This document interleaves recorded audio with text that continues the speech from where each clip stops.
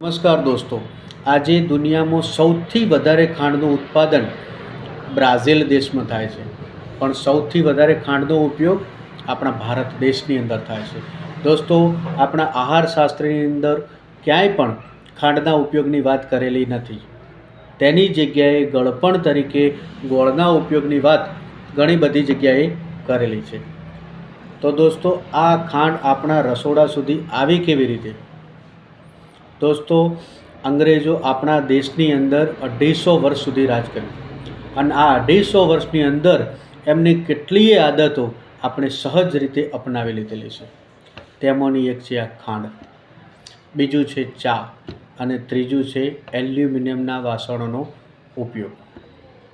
દોસ્તો, આ ખાંડ આપણને કેટલું નુકસાન કરે છે તે આપણને ખબર હોવી જોઈએ.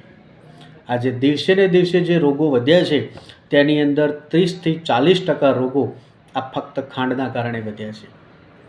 દોસ્તો, આપણે જે ખાંડ ખાઈએ છીએ તેની અંદર ગ્લુકોઝ ભરપૂર માત્રામાં હોય છે, અને આ ગ્લુકોઝ જ્યારે આપણે થોડો પણ ખાઈએ છીએ ત્યારે આપણા શરીરની અંદર તેનું તરત જ શક્તિની અંદર કન્વર્ટ થઈ જાય છે, અને આપણું શરીર સ્ફૂર્તિદાયક બને છે. એટલે આપણે બીજા ખોરાક ખાવાની જરૂર પડતી નથી. બીજું કે આ જે ખાંડ છે તેને સફેદ બનાવવા માટે તેની અંદર સલ્ફર પાવડર નાખવામાં આવે છે. દોસ્તો, આ જે સલ્ફર પાવડર છે તે આપણા શરીરની અંદર ગેસ્ટ્રિક એસિડનું સિક્રેશન વધારી દે છે. હવે આપણે ગ્લુકોઝ ઓછું ખાઈએ તો આપણું પેટ ભરાઈ જાય છે, અને સામે ગેસ્ટ્રિક એસિડનું સિક્રેશન હોજરીની અંદર વધારે થાય છે. તો આપણને શું થશે? તો આપણને એસિડિટી થશે, ગેસની તકલીફ થશે. અને આ ગેસ અને એસિડિટીની રોજ થોડી થોડી તકલીફ થતી હોય તો તેમાંથી આપણી પાચન શક્તિ મંદ થઈ જાય છે, અને પાચન શક્તિ મંદ થઈ જાય છે ને ત્યાંથી જ ડાયાબિટીસની શરૂઆત થાય છે. તો ચાલો આ ડાયાબિટીસ કઈ રીતે થાય છે તેને સમજવાનો આપણે પ્રયત્ન કરીએ. દોસ્તો, જ્યારે ખોરાક પાચન થતો નથી ત્યારે તેમાંથી ગેસ ઉત્પન્ન થાય છે, અને આ ગેસ છે તે લોહીની અંદર ભળે છે અને લોહીને ગરમ કરે છે. ગરમ થયેલું લોહી એ આપણા હૃદય અને ડાયાબિટીસ થવા માટે જવાબદાર કારણ છે. બીજું છે, જ્યારે પાચન શક્તિ મંદ હોય ત્યારે આપણા ડિયોડિનમ એટલે કે નાના આંતરડાની અંદરથી ફક્ત 2 જ ઘટક તત્વોનું શોષણ થાય છે. એક છે ગ્લુકોઝ અને બીજું છે ફેટ.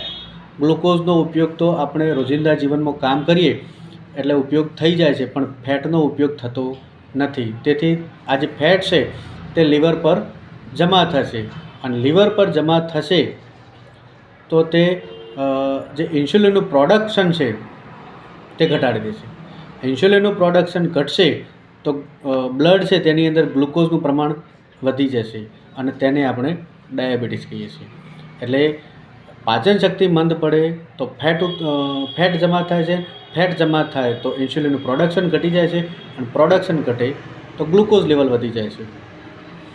ત્રીજું કારણ છે, જે લોકો વધારે પડતી ચિંતામાં રહેતા હોય, ટેન્શનમાં રહેતા હોય, સામાજિક અન્યાયો એમને વારંવાર થતા હોય, તેવા લોકોને આ જે સ્વાદુપિંડ છે કે જેમાંથી ઇન્સ્યુલિનનો સ્ત્રાવ થાય છે તેને નુકસાન થાય છે, અને એને નુકસાન થાય તો ઇન્સ્યુલિનનું ઉત્પાદન થતું નથી.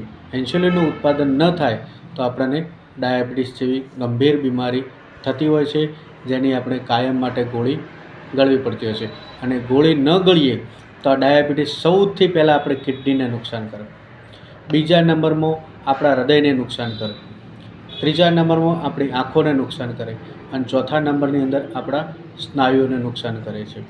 એટલે બને ત્યાં સુધી આપણે ખાંડનો ઉપયોગ ઓછો કરીશું તો આપણને ગેસ એસિડિટી નહીં થાય, આપણું પાચન સારું થશે, અને આપણે ડાયાબિટીસમાંથી બચી શકીશું, અથવા જો આપણે ડાયાબિટીસ થયો છે તેને આપણે કંટ્રોલ રાખી શકીશું. Thank you.